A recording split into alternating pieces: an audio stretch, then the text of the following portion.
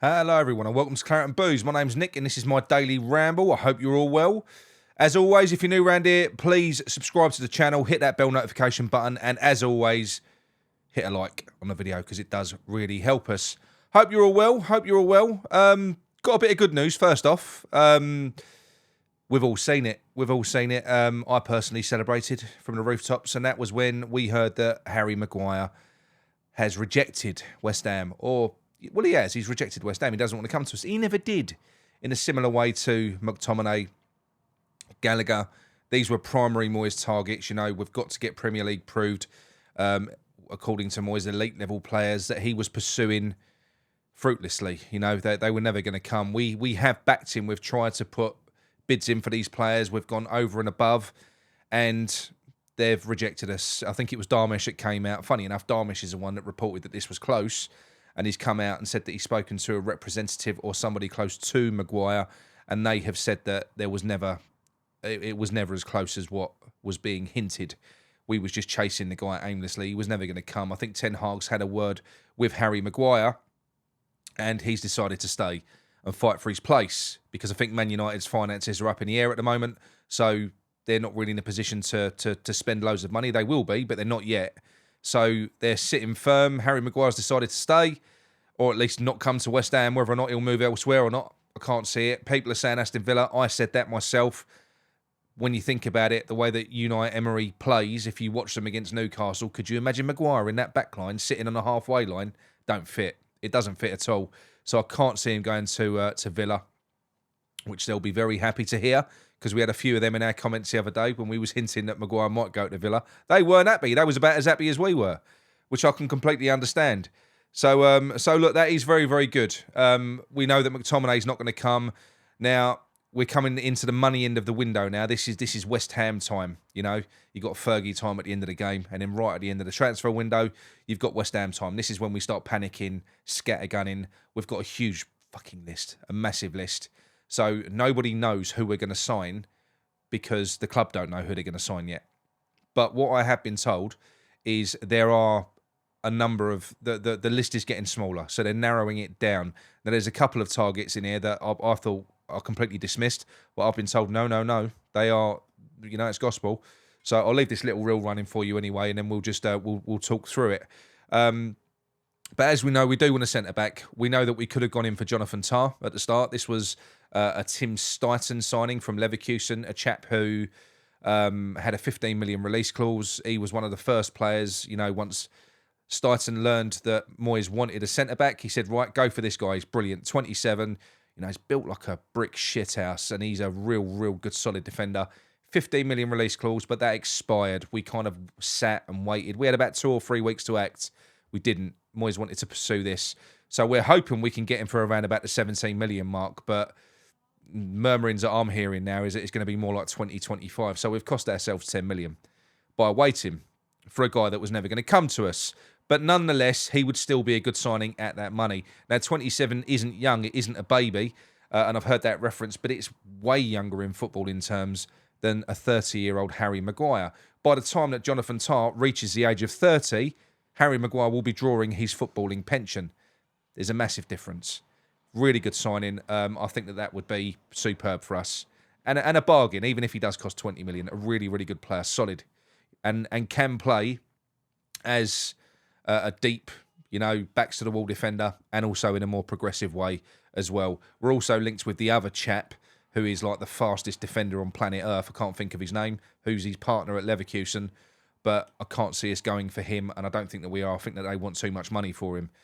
So, yeah, we've got him. And the other one that we're linked to as well was the old Arsenal centre-back, Mavropanos. Konstantinos Mavropanos. Done well there, didn't I? Can't see that happening at all. He plays for Schalke at the moment.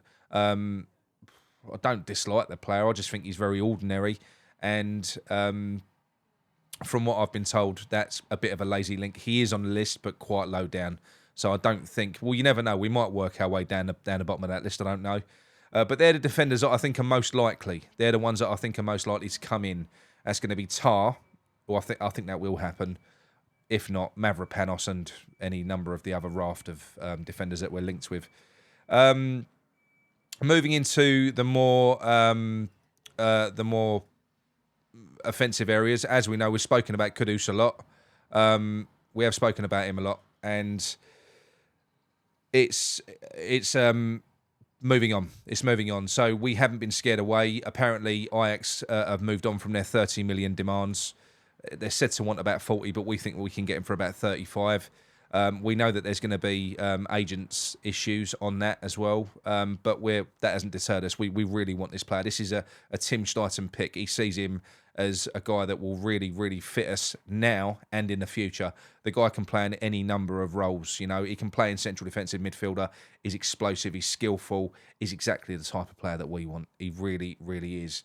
So it'd be fantastic. He can play really well on the right wing and more so down the centre. So it could be the Antonio replacement. As we all know, Antonio Paqueta, which I'm not going to talk about today, are looking like moving on.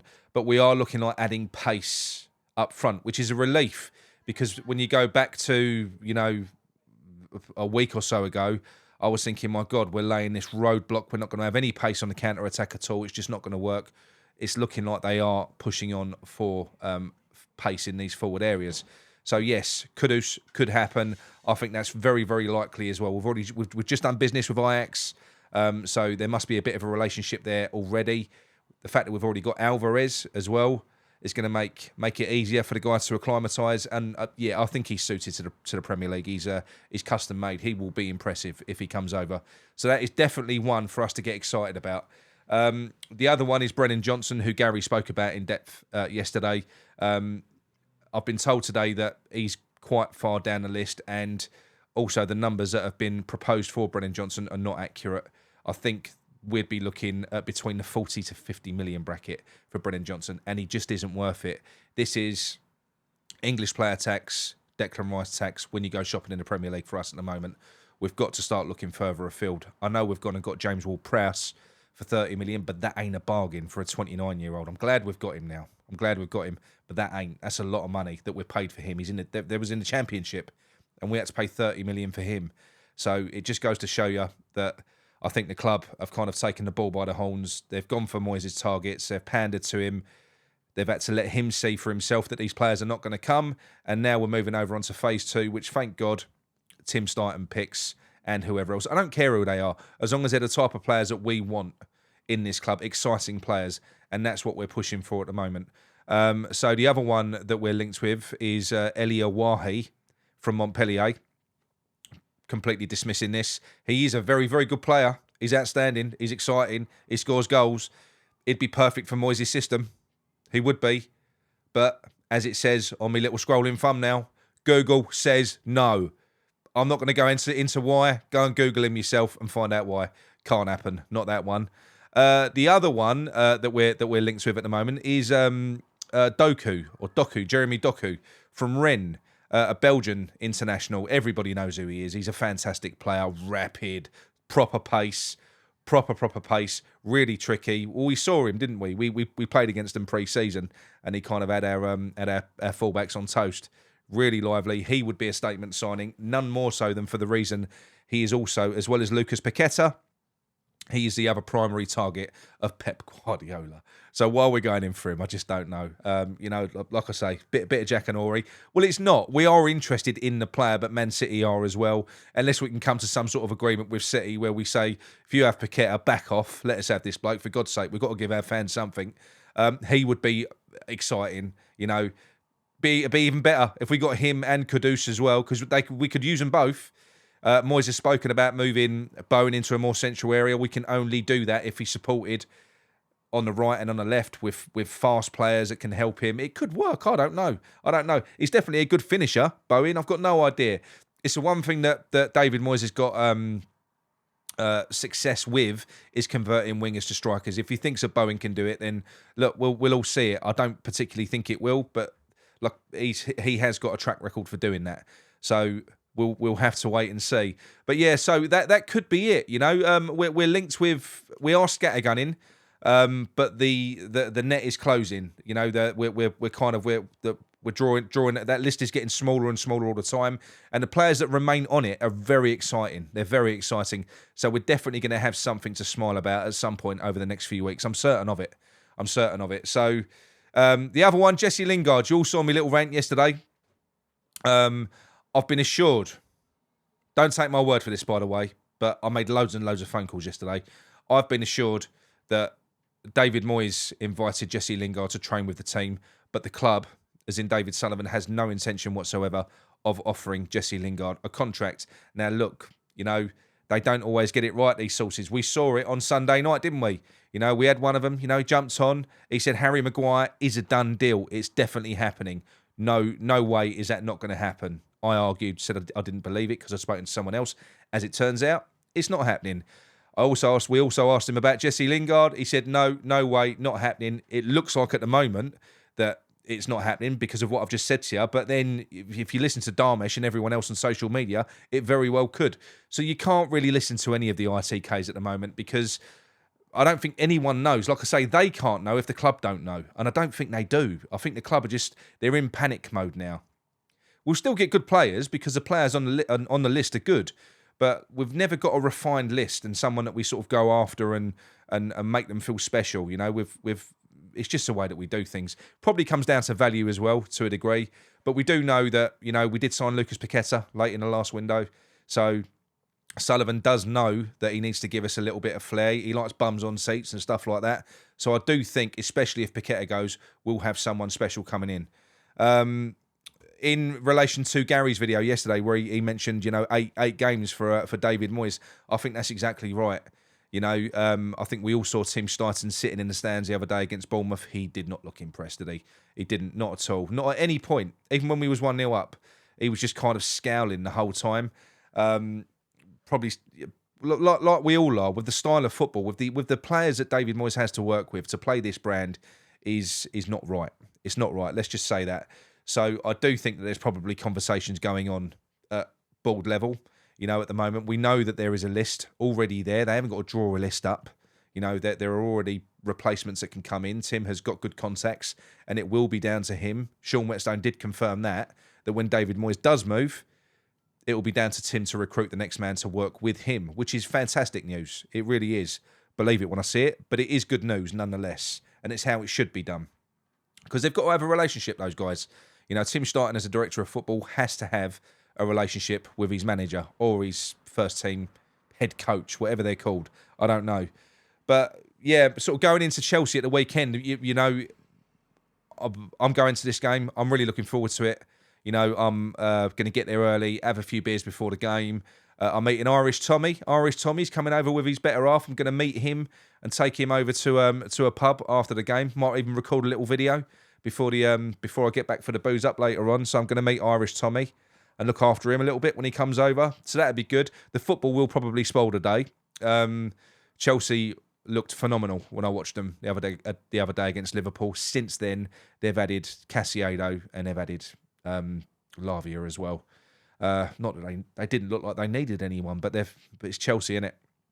So I really, really think that we could get really quite badly hurt against Chelsea. This is a type of game where typically you would think our style of football suits opposition like this because they fly at you, but I don't know. I don't think we look very good. We don't look very solid in midfield. We don't look very solid defensively. Parking the bus, for me, I don't think that's it's the right tact. Not against these teams that have got the means and the ability and the craft to just pull you to pieces. It's silly. So, yeah, but I think that's what's going to happen. I think our only chance is to get in these teams' faces and rattle them. And don't charm. If we approach this game like we did Bournemouth, it could be a cricket score. And I mean that as well. And I don't think they'll let up. Pochettino teams don't. He's an entertainer. He'll be pushing these. If they go 1-0 up early on, it could be a bloodbath. But how many games like that can Moyes last? Because the crowd will rightly grow disgruntled. You've then got Brighton, where we never win. Then you've got Luton, where you'd like to think we've got to win that, but that's going to be their first game at home. And if we're not on it, I can't see us not beating Luton. They are awful, but we're not great. I watched Wolves the other night. Wolves were a team that I was tipping to get relegated. Well, not on that performance against Man United. They were completely robbed with that penalty. So there's still corruption. Corruption is still rife in the Premier League. They were still robbed, and I think they're going to be fine playing like that with Gary O'Neill. He's come in, he's transformed that team. So they look very, very good. So I'm looking at teams at the moment and the way they're playing, and I'm looking at us. I'm thinking, I'm feeling like we're in trouble at the moment as it stands. If we stay in this situation, I do think that a new manager could come in and have the Gary O'Neill effect, because that's all he's done. He's just got them playing on the front foot. They were a very defensive team, Wolves. They were. It looks like he set them free a little bit, and they've responded. They were pressing and just really having a go at Man United. Man United didn't expect it. They were shell-shocked. And that's what you've got to do with these teams. So, yeah, it's going to be interesting. It's going to be an interesting month or so.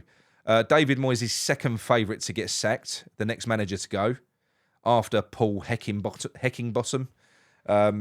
So he's 9-2 or something to get sacked.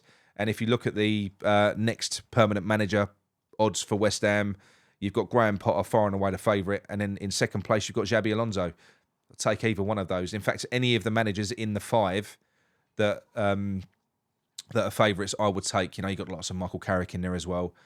So I do think David Moyes has either got to pull out a miracle, which I don't think he's going to be able to do, because as we can see, players, even his trusted players, the likes of Fabianski, they're turning on him. Cresswell's turning on him. These are his trusted troops. You know, he likes to have quite a tight little circle. It's falling apart a little bit, and this is why I'm sure he was desperate to go out and get new people in, new big characters like Harry Maguire that would come in and be his backup. I think he's losing control.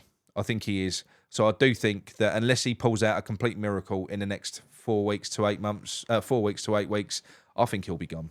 I do. I think the end is nigh. And I had a little WhatsApp exchange with Mickey Smith yesterday, and he said, Nick, he said, you keep on saying that that David Moyes is going to go. He said he's killing me. He said, I believe you. He said everything you're saying is right, but it's killing me. And I said to him, I said, Mick, it's not the hope that kills you. It's the reality that kills you. It's the hope that keeps us going. So keep believing, because at some point, this problem is going to go. We're going to get a new progressive manager in. We're going to be watching beautiful, fast-flowing football again. Yes, we are. And we've still got some good players left, even after Paqueta. And if we can replace them and add some quality in that we've just spoken about, I think we're going to be all right. I do. But it's going to be a rocky ride. But this is West Ham. Anyway, look, that's it from me. Bit of a cheerier video, I think. But yeah, so that's it. Thank you very much. Give me your ads.